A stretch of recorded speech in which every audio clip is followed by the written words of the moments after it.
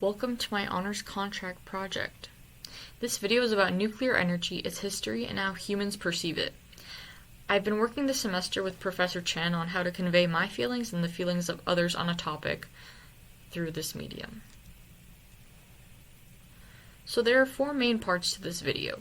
One is a short scientific brief on how nuclear energy is produced and how we should classify it. Two is a historical background on major nuclear power plant accidents and their implications, focusing on Chernobyl and Fukushima Daiichi. Three is my interview with Dr. Swathi Karamchetty and her perspective on nuclear and renewable energy, as well as her hopes for the future. The final section we decided should be my input on the topic after researching and interviewing over the semester, especially as an environmental student who is graduating in only a few weeks. So to start off, we have a scientific refresher or an introduction to nuclear energy. What is it? When nuclei of an atom are either fused or split apart, energy is created. This is either called fusion or fission, respectively. Nuclear power plants mainly utilize nuclear fission reactions with uranium-235 to produce heat. This warms water, which creates steam, that powers a turbine to generate electricity. Down to brass tacks, nuclear energy is one big pot that boils, produces steam, and powers a turbine to provide electricity to families across the country. Why is uranium-235 used? While uranium-238 makes up most of the naturally occurring uranium on the planet, it can't be used in fission reactions, which is where 235 comes in. Despite it making up less than 1% of Earth's uranium, it accounts for most of its nuclear energy production. Uranium-238 can be used, but only if it's been enriched with uranium-235. The waste product from these reactions are stored and isolated deep underground, usually about 500 meters below the surface in a storage facility as to not contaminate the area with radioactive particles. Many people view nuclear energy as renewable because it is an alternative to fossil fuels. However, a form of energy must be naturally replenished and not produce carbon dioxide or any other greenhouse gas to be called renewable. Since nuclear energy relies on uranium, which is a finite element, it isn't. However, this does not automatically mean that it isn't a cleaner source of energy compared to fossil fuels. There are three main types of energy besides non-renewable. First is renewable energy, which, as I described before, has to be naturally replenished and sustained. Green energy is a subset of renewable energy that is also produced by natural means, like wind or solar power, but the process of harnessing and using that energy is exceptionally sustainable. The third type is clean energy, which refers to an energy source that may be finite, but does not produce greenhouse gases nor contribute significantly to the detriment of the environment. So how do we classify nuclear energy? Following the definitions, it would fall under clean energy. It comes from a finite source but still produces energy without emission of carbon dioxide or greenhouse gases.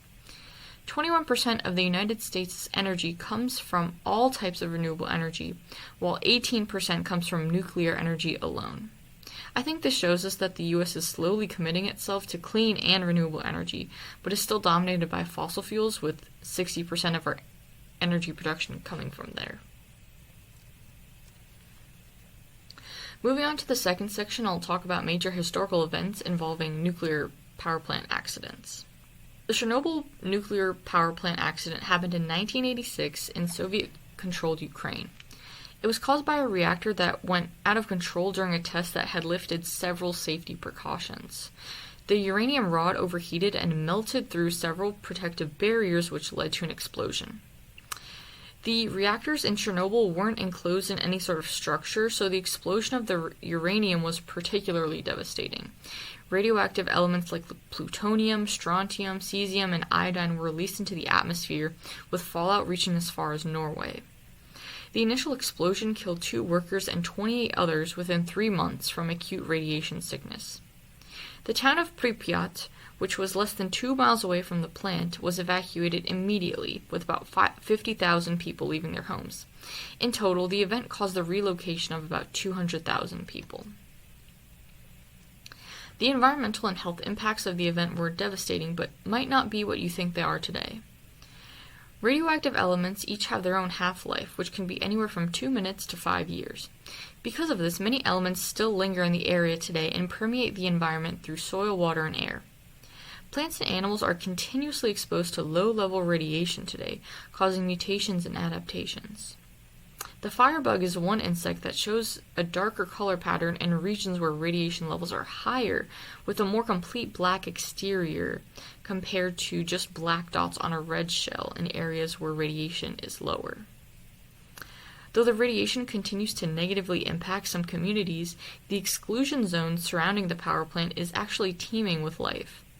Since no humans are allowed to live, work, or develop there, plants and animals are flourishing. One study found that the levels of wild boar, elk, and roe deer were almost the same as nature preserves with no radiation. Despite lingering radiation, the effect of not having humans in the area was beneficial for wildlife. The Fukushima Daiichi nuclear accident occurred in Okuma, Fukushima, Japan in March of 2011. The cause of the accident was a 15-meter tall tsunami that knocked out the power and cooling supply of several reactors. The meltdown caused explosions in 3 reactors specifically. Within a 12-mile radius, over 80,000 residents were evacuated. The Japanese government determined that only 3 people were killed as a direct result of the explosion of the reactors, not from the impact of the earthquake or the tsunami that occurred. Reports after the accident estimated about 18 million becquerels of cesium-137 were released into the atmosphere and the ocean, though no one has been reported dead as a result of acute radiation sickness. Residents were, however, worried about the contamination of their crops and livestock, as the community heavily relies on agriculture like rice to make a living. Studies conducted by the Tokyo Electric Power Company in 2013 found radioactive material in soil and water samples from Fukushima. Research conducted by TEPCO, however, didn't stop the Japanese government from releasing treated coolant water into the ocean at Fukushima, despite backlash from residents. They began to release in 2023 and recently released a 5th batch of water this year. Fishermen especially were outspoken, going on strike and protesting to stop the government from dumping this treated water. Though they were assured that the water would have no effect on the fish or aquatic environment after being heavily treated and filtered, residents were still upset. Tritium is one of the elements that can't be removed completely from the water, but isn't harmful in small amounts. Chernobyl today is still contaminated with radiation, whether in small or large doses, around the power plant. As mentioned earlier, plants and animals have undergone adaptations dependent on the level of radiation in the area. The impacts of these adaptations have yet to be studied, like predator-prey interactions or feeding habits, but it opens up another area of study for this impacted space. Looking back on history, there have been 6 major nuclear power plant or nuclear energy-related incidents, not including nuclear bombs or weapons testing and detonation. The first was in Kyshtym, Russia, in 1957, where a shoddily constructed nuclear power plant suffered from a cooling system failure, leading to a radioactive plume spreading 300 miles wide. The next was in Windscale, in northwest England, just a few weeks after this first event. It was Britain's first nuclear reactor, where the uranium-filled graphite core caught fire, taking 2 days to fully extinguish. The explosion's radioactive material was estimated to have caused over 200 cases of cancer in the area. The third accident was at 3 Mile Island in Pennsylvania. It was caused by a pressure valve failure that routed contaminated cooling water into adjacent buildings, creating temperatures of over 4,000 degrees Fahrenheit in the core. But workers were able to prevent a total meltdown in 3 days. The radiation released from that accident led to an increased infant mortality and cancer rates over a 4-county zone, though no direct injuries or deaths were reported as a result. The fourth event occurred just 4 months later in Church Rock, New Mexico. It wasn't an explosive event like the previous 3, but saw thousands of tons of radioactive waste contaminate the Puerco River from the United Nuclear Corporation's Church Rock mill. It contaminated over 80 miles of aquifers, rivers, and land in the neighboring reservations of the Navajo Nation. The last two major events were Chernobyl and Fukushima Daiichi. In a similar vein, nuclear weapons have dominated the human mind and further instilled fear into the global populace. Following the atomic bombs dropped on Japan at the end of World War II in 1945, countries have been innovating and stockpiling new types of nuclear weapons and bombs for war, preemptively. No doubt these reports, though often concealed, worry people and make you think about how deadly and destructive they really can be.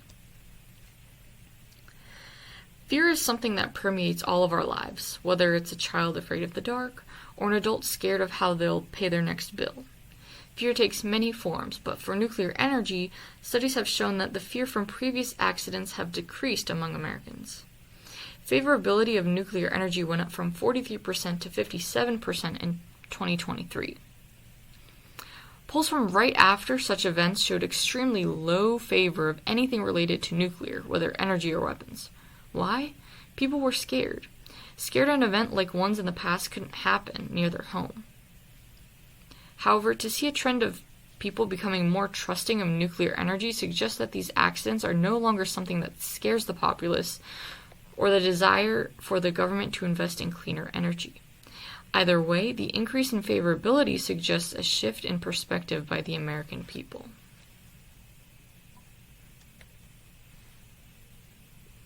So this portion of the video will show Dr. Swathi and I's interview. Hi, Dr. Swathi. Thank you for agreeing to be in this interview. I really appreciate it. How are you doing today? Hi, Rafaela. Thank you for having me. I am wonderful, and I'm looking forward to talking to you. Yay. Okay. Well, let's just get right into it. I'll ask you the first question. So I did prepare some questions for Dr. Swathi, so I'm just going to go through those. Can you just first introduce yourself and say a little bit about your background, where you're from, your degree? Absolutely. So I am from India. I came to the US in 2010. I did my bachelor's, master's, and MPhil from India, and then I did my PhD from US. I have my bachelor's, master's, and MPhil from environmental studies and environmental management and natural resource management. Mm-hmm. But then I wanted to change a little bit of my career, so I did my PhD from higher education leadership, but then my specialization was in sustainability. So I'm still like a sustainability environmental studies person, but then I also have some good knowledge of higher education leadership as mm-hmm. well. Okay, thank you. What would you define renewable energy as? Define. So there are a lot of textbook definitions for that. So if I start defining, it's huge. But I will tell you what I feel about renewable energies. Renewable energy is something that is not going to perish. It's available all the time. Right. So that's something that we need to look into as our main source of energy, mm-hmm. because we are mostly relying on fossils, which might perish at some point of time, right? But when we talk about sustainability, it's the renewable energy that we need to focus on, because sun, it's not going to go away. Wind, it's going to blow all the time. Water, yeah, as long as we have oceans and we can do something about it, yes. So renewable energy is something that we really have to rely on, as long as we believe that nature will exist, Earth is not going to perish, and let's just focus being more sustainable. So that's my definition. As in, I'm not going to define, but that's my opinion on renewable energy. That's something that we really have to tap into, mm-hmm. and then utilize it to its potential. Yeah, definitely. I completely agree. Going off of that, is there a certain image that comes in your head when you think of renewable energy? When I say renewable energy, you're like, oh, what comes in your mind? Good question. Future, my grandkids. Right? So yeah. when you say renewable energy, I am like, good. I can see future. It's not like a tunnel vision. It's bright out there. Right? When you say fossil fuels, it's a door that's getting locked. Mm-hmm. At some point, if you say renewable energy, I can just see the future. I can see my grandkids being able to drive their cars or whatever automobiles, mm-hmm. or fly, or I don't know how it is going to be in the future, and they're not worried about electricity or generating electricity for that matter. Mm-hmm. So the image that I would get from the sight of the word is future. Yeah, that's a great connection to make. I mean, as a younger person, I mean, I know you have kids. We're always thinking about the future and what we're going to leave to them and to me. So I think that's really important that that's what you think of. So I like that. What is your personal opinion of nuclear energy? It has a lot of potential. I mean, like, lot of potential, as in, like, it's beyond our imagination. But then nuclear energy comes with a lot of negativity as well, right? So there are, in layman terms, there is a lot of solid waste that is generated from nuclear energy. Where will you keep that? It's radioactive and it's going to stay for many years. You need some place to store them. Yeah. Again, you need to rely on the land or ocean bodies, and then, we don't own ocean bodies. There is life existing inside ocean bodies. We cannot just say that I'm going to dump it because it's just a fish that's going to die. We do not own the fish. They have equal rights as us to live on this earth. So where will you store this solid waste or the waste that comes out of nuclear energy? That's a big question. Yeah. We know, like, one pellet of uranium is equivalent to, like, thousands gallons of gasoline. Yeah. Right, like, I'm talking about, like, 3 full barrels or 6 barrels of gasoline, like, one pellet. So you can imagine, like, if one pellet can give you 6 barrels of gasoline, you can only imagine, like, 10 pellets, right? Just going to cover entire buffalo. But then what about the waste? It's going to kill entire buffalo. What happened with Love Canal, right? Exactly. We are an example for that. So if you guys can find a good solution for that, as, like, how we can tap the solid waste, is it cradle to cradle or cradle to grave? So what are we going to do? Is there a way where we can address that? Then I say that nuclear energy is the future. Okay. But until then, it's a threat as well. So it has both ways to it. Right. Yeah, I agree with you. I mean, nuclear energy isn't completely renewable just because it also comes from a finite resource, uranium. So it's not, totally, it's not the best energy resource we should be focusing on. But I agree. It's if we can deal with some ways to contain the waste, then it's definitely a good potential. Nuclear waste is huge. Right. Like, it's a big topic in itself. So yeah. Okay. So going off of that, how do you feel about nuclear power plant accidents like Chernobyl and Fukushima? Do you think people should be afraid of nuclear energy and using that power because of things that have happened in the past? Nuclear energy comes with pros and cons. Pro is that, less resource and then more potential. But con is, one, waste, and two, these accidents that happen. Right. And these are irreversible. Yeah. Because the chain reactions, you cannot stop them once they're on. And once the accident happens, people still have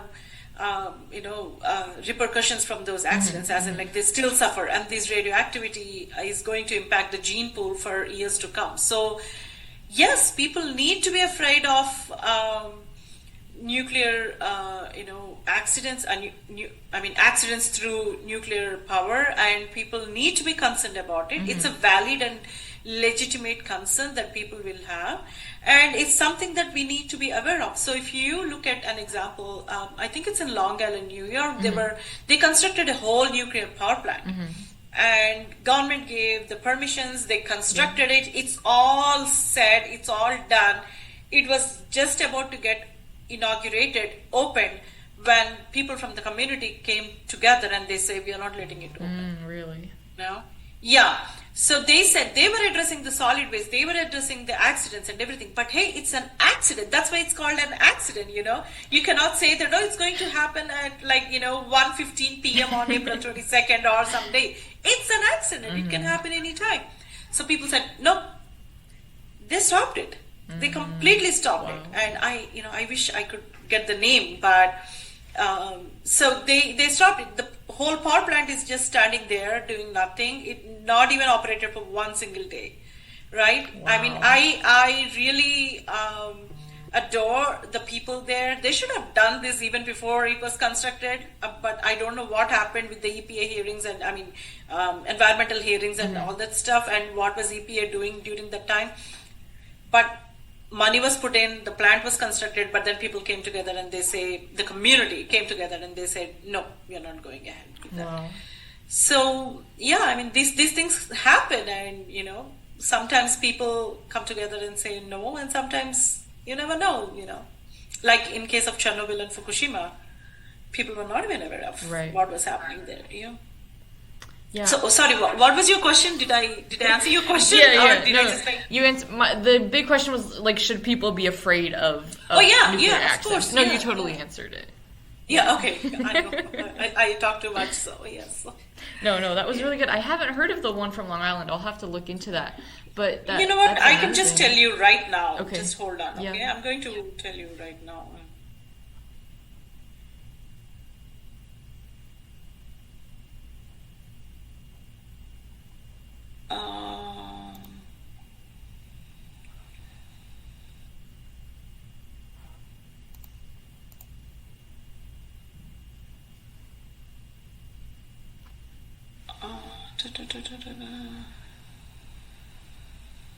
So there is one called Indian Point Nuclear Plant that was shut down in 2021.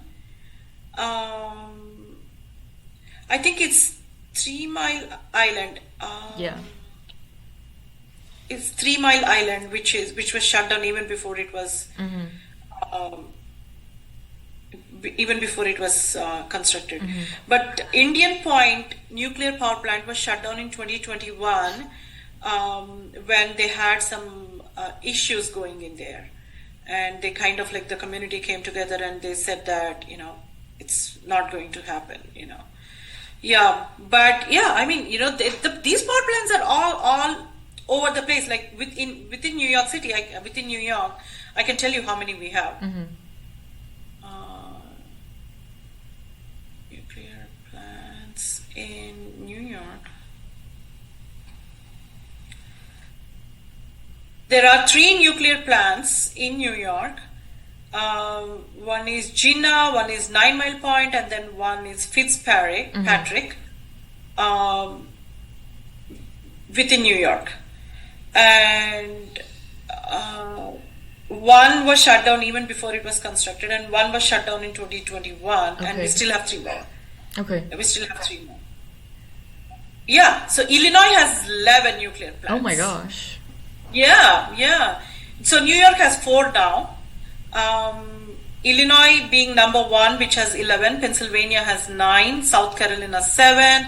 Alabama, North Carolina at 5 each. Florida, Georgia, Michigan, New York, Tennessee 4 each. So it's not like we don't have them. We have them all in place. Right. So and people sometimes they just wake up and from the slumber party and they're like, boom, we don't want them anywhere. It is what it is. I'm with either sides, right? And as a community person, I don't want nuclear plant. I don't want my kids to get exposed. But at the same time, I want energy too. So don't ask me which side I am, but that's okay. I'm nowhere. Okay. Wind energy, that's where I am. Solar, that's where I am. Definitely. Yeah, those are I think more important than nuclear, and obviously much more sustainable because the wind doesn't run out, the sun's not going to run out for a really long time. So correct. Yeah, I definitely agree with you on that. So what do you think the future holds for renewable energy? Do you think we're going to continue to keep using fossil fuels and just keep using them until we run out and then it's too late and we haven't developed any infrastructure to support the demand? Or do you feel like we're on like the right track for using renewable and clean energy? So there are multiple questions, and I'm going to answer in phases here. Okay. Number 1, are we going to run out of fossil fuels? Yes. Yeah. If we use or extract the fossil fuels at this rate, yes, at some point. If we are conscious and if we do not extract at this rate and let the fossils be fossils, as in as long as trees die, like the tree that died today is going to become fossil in thousands of years, later on. So if we let the fossils be fossils, then we will not run out of them. But if we extract at this rate, yes, extinction is a possibility. That's number one. Two, renewables. The awareness is increasing. There are a lot of corporations that are coming in. Countries are investing. Federal government is investing. State government is investing. Individuals are coming up with entrepreneurship to establish renewable power points. So renewable source energy is something that's going to pick up. The trajectory is going up, So we don't have to worry about it. But if people can come in more quantities, and if government can invest more, if the corporations can invest more, then it's a good thing, right? Right. We need more investors, we need more interest in renewable energy. So, but that's something that's not going to go down. That's only going to go up. But it can go up in a bigger scale. It's not, So I wish, and I love to see that it's actually picking up. It's going in a bigger trajectory than it's going down. Right. Will renewable energy be replaced? Be replacing fossil fuels at some point? That's a dream come true. Not in the near future. Right. We cannot completely depend on the renewable source of energy. US alone can provide, through its renewable energy, whether it is sun or wind or water, just United States alone can provide for the entire world. Really? Yes. Just United States alone. I'm not even talking about the whole state. Like half of the state alone has the potential to supply the energy demand for the entire world. It's a theory. Okay? I mean, we have we have so much potential. Right, here. right. Now forget US. Let's talk about the rest of the world. They can also do that. Right? They can also come up with renewable sources of energy, and they can be self-sufficient. But then again, to establish windmills, you need money. You need place. To establish solar panels, again, you need money. You need funding. You need place.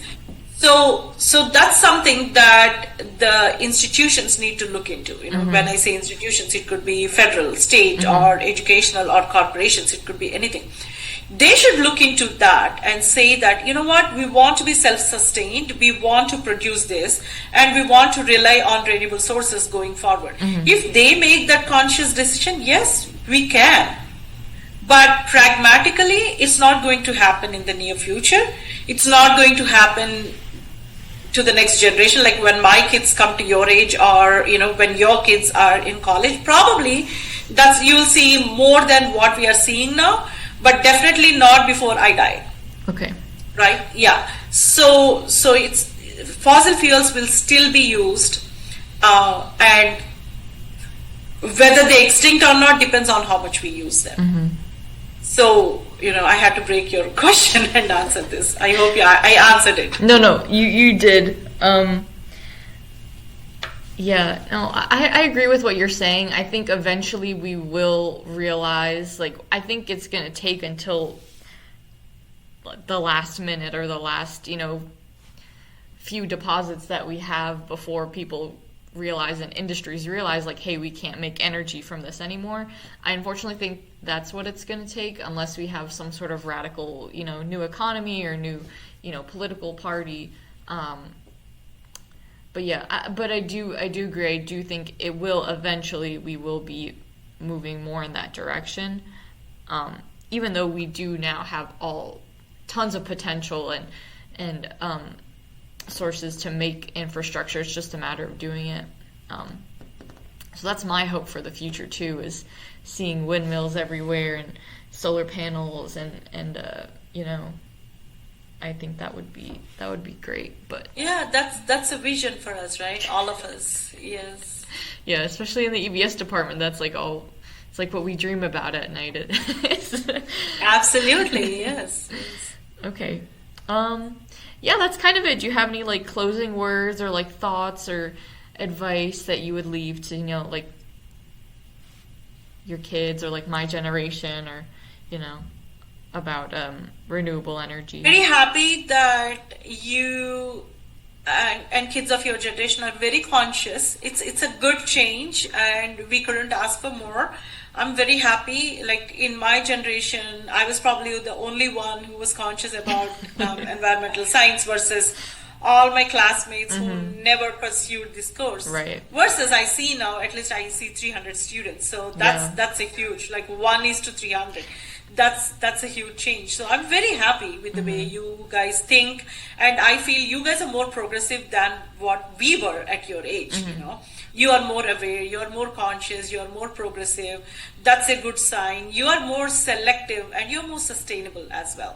You know, we are just educating you, but I see that, you know, your entire generation is much better than what we were like in terms of sustainability. So I'm very happy with that. Keep doing this, and then you should also spread awareness. You should also educate other people.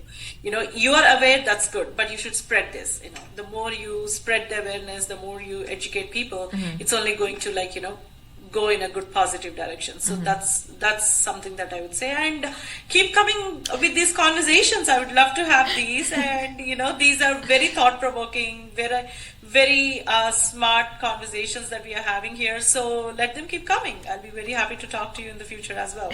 And thank you for choosing me. You know, I'm very happy. Thank you for agreeing to do this. I really appreciate your comments and your insight from your expertise. So thank you, Dr. Swathi.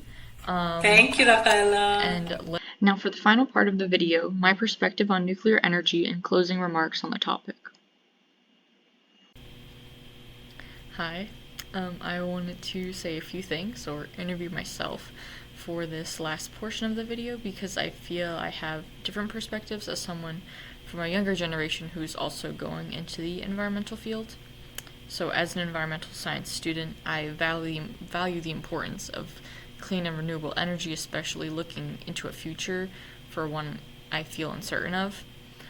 Learning about different energy types and the true cost of fossil fuels is very alarming and really only gives us a short period of time to switch our energy dependence.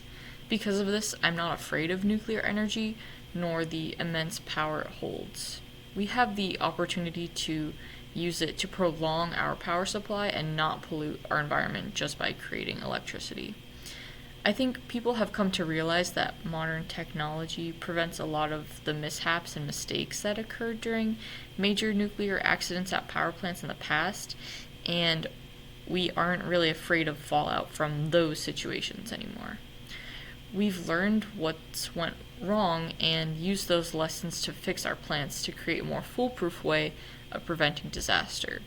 Even in situations like Fukushima Daiichi, where the accident was caused by a natural disaster, we know now not to build our plants in an area where those extreme weather events are likely to destroy machinery and buildings on the scale of nuclear facilities, especially in a future where climate change is exacerbating those natural disaster events. We really need to shift away from building on coastlines or on fault lines or in places where we know those things are going to happen. In an ideal world, we'd be using uranium-235 more for nuclear energy rather than weapons, but I just don't see that happening. With our current geopolitical climate, nuclear war and weapons usage will only increase. It's really unfortunate to say, but I think we might see a decline in nuclear energy output just because uranium mining will be used mainly for nuclear weapons. This absolutely scares me, not just the obvious war aspect, but the fact that the more we aren't producing clean energy, the faster we will run out of fossil fuels. By the time we reach that milestone, we won't have the proper infrastructure to support the demands of the population, which was being supplied by non-renewable energy, and expending our uranium deposits will only contribute to that harsh reality further. I don't want to leave the reflection on a sour note, though, so just to go back to some things I mentioned already in the presentation, the U.S. currently gets 18% of its energy from just nuclear alone, which combined with all the other renewable energy resources makes for almost 40% of our energy from non-renewable sources. We've progressed really far and haven't had any major nuclear power plant accidents in recent years, and continuing to push for more green infrastructure that will support a longevous power supply rather than a short-term one is the most ideal scenario. We're heading in the right direction. We just need more people to advocate for the increased adoption of renewable energy into our current system and slowly phase out fossil fuels. These are just some of my thoughts going into the environmental sector, and from someone who's always curious about where our electricity is coming from every time we turn on a light. My academics have inspired me to make a video on this topic, so I felt my perspective would be pertinent while reflecting and editing this video. I wanted to address everyone watching with some closing questions. Have you ever felt worried about yourself or others being harmed by nuclear accidents? Even if there may not be a power plant near you, are you afraid of these sorts of accidents happening again? I've been curious about whether people still draw connections and immediately associate nuclear war with nuclear energy, or if enough time has passed where the two are viewed as separate. In a climate where nuclear war may seem impending to some, I feel it's important to reflect on how we view these massive powers in our society, ones we created that can easily destroy us. Fear of nuclear power could be entirely inherent since it is something that we do not have control over, like natural disasters, and only natural for humans to be afraid of those things. In a future where nuclear disasters like Fukushima and Chernobyl don't exist, are people more accepting of nuclear energy and its implications? We might become more dependent on renewable energy as we deplete our uranium deposits, as well as coal, so nuclear energy may be obsolete in the next 100 years, but it's worth thinking about. Humans are vulnerable creatures, and as such, we should always be cognizant of the dangers we have created and how easily they have harmed us in the past. Thank you so much for watching this video. I hope you learned something or had some thoughts provoked through the interview or reflection. I'd like to give a huge thank you to Professor Jingyu Chen, who was my mentor for this project. She really encouraged me to try new methods and to evoke change in my audience through this topic. I could not have done this without her support and motivation. Thank you, Professor Chen. Another big thank you to Dr. Swathi Karamchetty, who was my professor and graciously agreed to do the interview portion with me for this project. She took it up on a whim, and even when I didn't fully have everything fleshed out, so thank you for being in this video. This project has pushed me to be more creative in my academic endeavors, and to not be afraid to try new mediums after years of writing papers for all my classes. Thank you for watching.